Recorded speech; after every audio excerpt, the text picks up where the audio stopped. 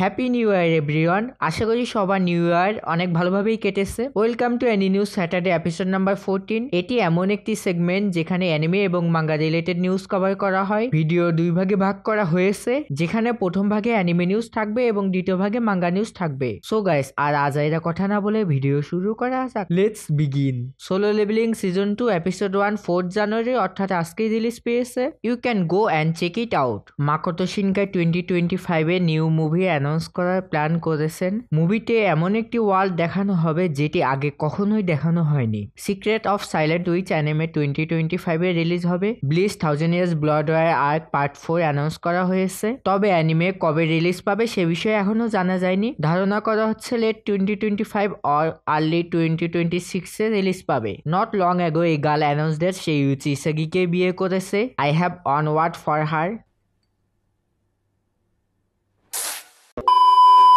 Dragon Ball Daima anime 1 উইকের ব্রেকে থাকবে। এপিসোড 13 এর মাধ্যমে 10 জানুয়ারি থেকে আবার এটি কন্টিনিউ করবে। সুবারু আর রোডিয়াসের ভয়েস অ্যাক্টর একে অপরকে বিয়ে করেছে। Congratulation to them.